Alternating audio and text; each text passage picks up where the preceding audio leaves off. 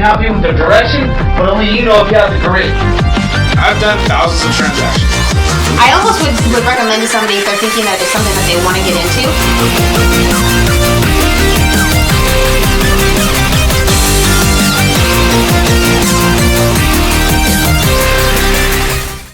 4, 3, 2, 1.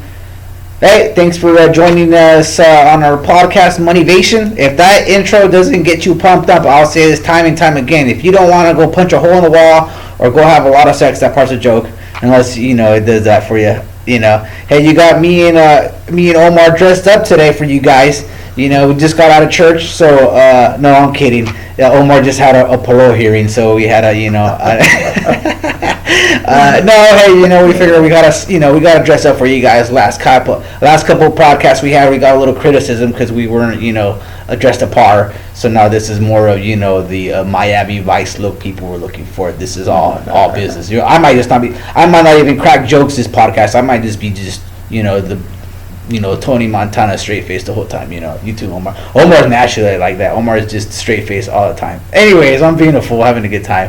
Hey, thanks for visiting our podcast. We got some fun topics today, man. What are we going to talk about? We're going to talk about permitted and non-permitted work for residents.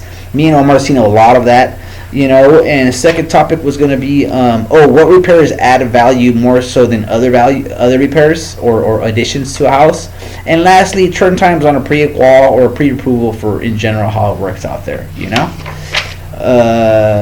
All right, you want to say any highs or shout outs out there before we kick off? I just want to start your interview and ask questions and give the wealth of knowledge to these people so that they can be well informed, man. Let's go. All right, let's rock and roll. Woo!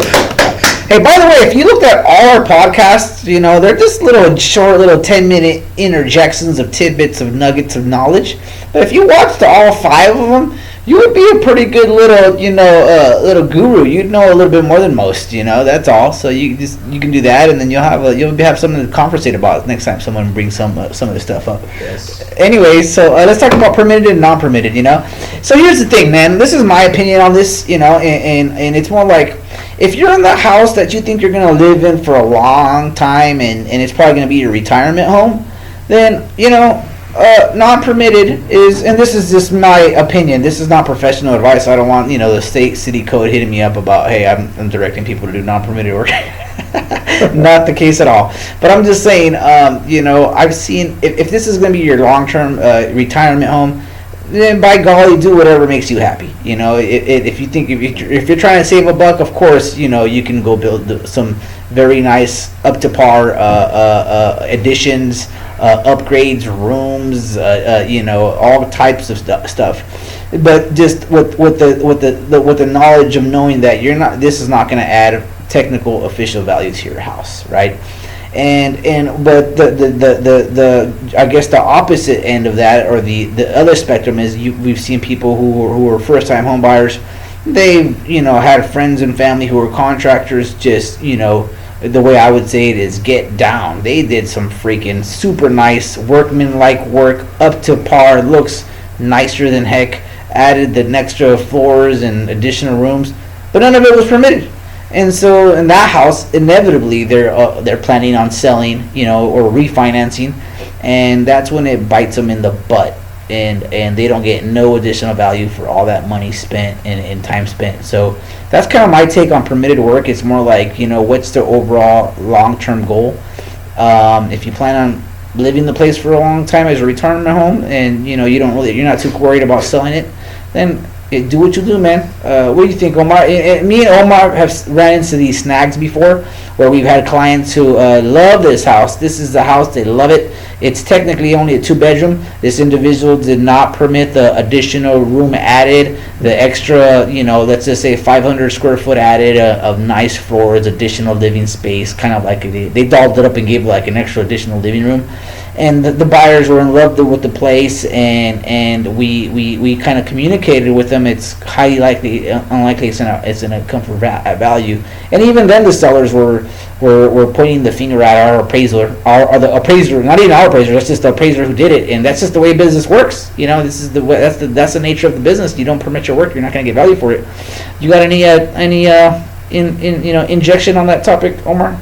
Yeah, well, actually, I mean, what you're saying is correct. If this is a home that you bought and it only has 2 bedrooms, 1 bath, and it has a raised foundation, and you're saying, you know what, I want to add an extra bathroom, and I want to have an extra room. Yes, the hustle of going through the permits, it could take a while. It could be a nightmare because sometimes it could take up to 3 months, sometimes 4 months, depending on how the presentation of the plans are and everything, and if it's approved by the city, right? So one of the things that I would personally recommend as a realtor, as an active realtor, is do everything that you can by the book if you can. If you are absolutely adamant that you want to build that extra room, just understand that if in the future you decided to sell that house, your house will still be registered in the county as a 2 bedroom, 1 bath, not a 3 bedroom, 2 bath, which means the value is still gonna go at 2 bedroom, 1 bath, unfortunately. So, but if you are willing to do the construction and hire somebody to do that professionally, and add value to it, then worry about getting the permits. It's going to take time. It's going to take some time to get those permits, but it's going to be worth every single penny. It's an extra investment and an extra step that you need to take, but it's going to be worth a nightmare taking it off your head. Simple. Cool. Yeah. Hey, me personally, I'm kind of more of a non-permitted type person as far as work, but that's because like I'm already in my retirement home, I think, Right. All right, cool. So then next we got this is a good one. What repairs add value more so than others? This is a good one. Here's let me give you an example. I've got a friend, and he did some background. He did a number on his backyard. He just extended the back of a house, gave it gave the upstairs bedrooms outdoor upstairs bedrooms, extended a complete extension of the house as far as balcony, gave each one of those an outdoor a door to outside, stairwell case, and the appraiser just butchered it, did not give him any value for it. It was a nightmare. And also he did concrete outside, pavement, all this. And here sometimes you do get it correct in an appraiser if you can demonstrate that what you spent on that. Sometimes they have to technically they have to give you credit for at the very least what you spent on that material. But that's it. Just what you spent on the material, not really the time of how it was all constructed. Whereas some repairs inside, floors, you'll get a lot of bang for your buck. For what they cost and the value it adds to your property, it's usually a little bit more bang for your buck. But that's all I was just gonna say. Repairs and upgrades, and this just sometimes it sucks because I'm more of an outdoorsy backyard, front yard guy. And that's where I think I'll be doing all the fun in that. That's where you're putting all your stuff, and it's just that's where you get the least value for your upgrades. But you're talking specifically for people that is considering to sell their house? No. In general, if you plan on doing upgrades and you're thinking maybe, or you have a misconception that hey, I just put some pavement in my backyard and did some great landscaping, awesome landscaping. That is going to have the least impact many times on the value of your house, and sometimes the most and either energy intensive from you the individual or the money spent if you have a contractor do it, where the outdoor backyard front yard stuff is not given the same. But to stick to your guns, also advice is obviously I've talked from experience in helping people still not be shorted is if we have to a challenge for reconsideration or ask for reconsideration, very least we provide all the documentation that shows the cost that went into materials and or hiring a contractor. But still though, that's kind of for me, it's kind of chipping you, like you're just going to get the bare minimum value for that, and some other stuff interior wise just cost would cost 1/3 of the value it gets you. But hey, I'm more of a backyard, front yard guy. I think that's where I would spend more of my stuff. I don't really care if I got old floors or old, as long as it's not, out of, too bad, out of shape. But, what do you think, man? So one of the things that me personally and the profession of real estate have noticed is that basically a lot of you people know this, that a house is going to add value by square feet. So any additional one extra square feet that you add to your house is going to add value. With that same token, basically what we've been talking about, that whatever you do, you want to try to do with permits. Why? Because anything that you do with permits is going to be registered in the county and in the assessor's office, which means that anything that is added there is going to show up on your APN or parcel number, right? It's going to be updated. So that's good. That's positive. Okay. Anything that is not affixed to the house, meaning like like items like Yard. the refrigerator, the yard, the fence, anything that is outside, yeah, it may add value to your house, but it's not going to boost it that much as we would think it does. Basically, at the end of the day, square footage is what adds value to your house, regardless of what anybody says. Honestly, I've seen it firsthand that people have basically gone into a house that is 3 bedroom, 2 bath with a raised foundation, which makes it a lot easier to add more rooms and more bathrooms to the house. And then they decided to expand. And now they have, instead of 3 bedrooms, they have 5 because they added 2 with permits and 1 extra bathroom. So now instead of having 2 bathrooms, they have 3. So those 2 items, those 2 bedrooms and that extra bathroom has added dramatically anywhere between $50,000 to $60,000 in value from the original, which was 3 bedroom, 2 bath. And that's it.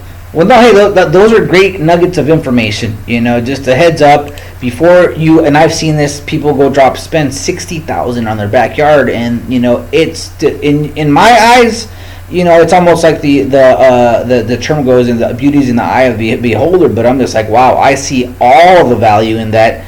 But it's funny because had they just spent a third of that maybe and just added, like you said, an additional 200 square foot to the property, it would probably give them more value. It's just the irony of it. So it really comes down to, just like the previous topic, it really comes down to what's your ultimate goal. I know my buddy that did that. This is going to be his long-term house. It is a really nice house, and they just extended the whole backyard, but the whole back section of the house. But it was just like, wow. Some when it was time for refinance, they got I thought they got shorted.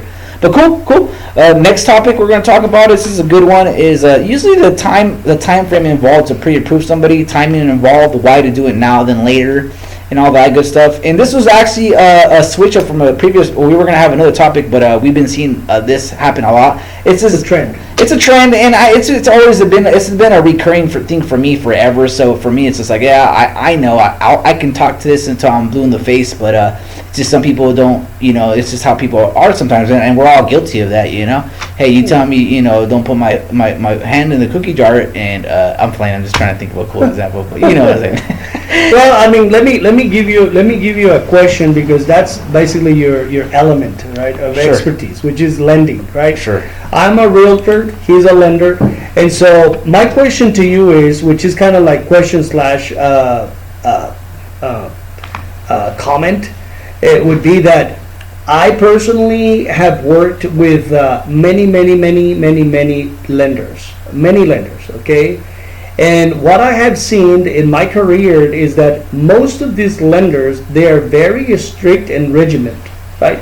They have very strict rules and regulations that they want the buyers to be able to comply with, which is the standard, okay?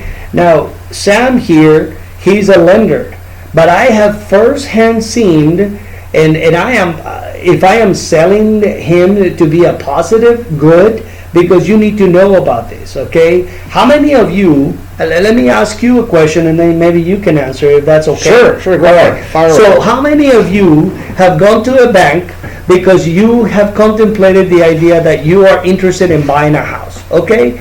A lot of you, right? Correct? Yeah, of course. Okay, so what happens is you go to the bank, and then you go and you sit down with a lender specialist, okay? And now the lender specialist is telling you basically that these are the requirements. You need to bring this, a list of items that you need to bring so that they can initiate your pre-approval. Okay. What a lot of you guys don't know is that these big banks, they're so busy that they don't process everything right there. They collect everything from you at the branch, but then they send it to a different location to where they're going to review everything and start the process, which, by the way, may take anywhere between a week to a week and a half, if lucky, before you get any response if you are approved or not. At that time, you have already started possibly looking at houses with other realtors, and you fall in love with one, but you yet are not approved yet. You don't have that pre-approval that says, Mr. Gonzalez or Ms. Smith is approved for so much, okay? And that's no good. Why? Because if you are ready to start buying, because you already made up your mind that you want to buy, because you want to get out of renting, then you need to find a lender, such as Sam's Lending Company, Elite Mortgage Loans, okay? You will meet with them, bring your documents, and then the second day or the third day, the latest, 3 days, you would have a solid answer as to where you stand with your loan, if you are approved or not. Okay. Now, my question to you is, from your experience, because you process loans on a daily basis, all right? Mm-hmm. How in the world do you do to be able to process those loans so fast? Okay, well, it's time for me to interject. Like Omar said, first off, he said he's dealt with a lot of lenders out there, worked with a lot. I gotta say, probably not too many that look as good as me. You know, when you look at me, you're thinking Sean Connery. I'm probably the first thing that comes to a lot of people's mind. Sean Connery, Al Pacino. You know what I'm saying? Al Pacino, probably. Yeah. Rocky Balboa. Yeah. Maybe the combination of like Rocky Balboa, Sean Connery, beautiful. Anyways, to answer the question, so well, here's the thing. Sure I can crank out a pre-qual pretty fast, 2 or 3 days, right? Aside from a big bank taking a little longer, they're also more conservative. That's key. You must mention that. This is my realm. They're going to have just what they call in our industry overlays. So whatever the general given standards for any type of loan, just big banks have more, you put it at a higher bar, so higher requirements. And less flexibility in the ability to credit clients and help clients out in any given situation. It's more stringent. It says cookie cutter, black and white. This is what you cover. This is what they cover. With us, there's a lot more gray area. We can help a lot. But on that subject, as far as, yes, I can crank out a pre-approval pretty fast, but this is me talking from experience, time and time again. Clients sometimes want to say, okay, I'm going to get pre-approved, but I want to go find the house first. And then they find the house, and just like Omar said, they want to put in an offer, and then they call me, and they're jumping down my neck, basically, and saying, hey, we need you to pre-qual us now. We found the house. This is the house. Right. And I'm like, it's just like you said, it's still going to take 2 or 3 days, and that's a pretty darn quick turn time, you know? Yeah. But in those 2 or 3 days, that house probably got 10 offers if it's his house, if a nice house as you like, right. And you can be in outstanding position. So this is why I say every time, always come to the lender sooner than later, get pre-approved, and then once you're pre-approved, then you can take your time. You can go look at houses with a realtor like Omar. Take your time and go out there, and if you find something, bam, you put in an offer. But you don't do it the other way. So of waiting until you find the place first. First off, many realtors don't want to work with you, but the ones that do, they're just going to get frustrated with you and me, and everybody's going to be, I'd rather do business. I don't like doing business like that. First off, I just say, hey, give me your stuff, and I'm going to take care of you. Rest assured, you'll get pre-approved faster and a little bit more leniently than your big box. But I hope that answered your question. Yeah, no, absolutely. Yeah. And just to add to that, basically, the other thing that I was going to mention is that I have seen those results left and right, all the time. Basically, where I had clients that I bring over to Sam, and then I bring all the documents with the clients, and then we get them ready. We get them ready and going, right, to get shopping. And that is the most important thing, because once you find your adequate house that you want to make an offer for, honestly, guys, time is of the essence. In this marketplace that we're in right now, especially as you will be watching our other podcasts, you guys will realize that interest rates have gone up, okay? Time is of the essence. So when you find that adequate house that you really want to make an offer on, really do it without hesitation. have your pre-approval ready at hand, ready to go with your realtor, so that that realtor can on that same day prepare an offer for you, get it signed, and submit it. Simple. Cool. Yeah. Hey, I hope you liked our suited and booted Miami Vice podcast today. Hey, we made it business. We brought it today. You know. But no. Hey, check out our podcast. Any questions you guys got? You know, throw them at us. Me and Omar are pretty easy to get a hold of via email, text, Facebook, YouTube, all that good stuff. We're here to help. And check us out. All right. Take care. Bye-bye. Bye.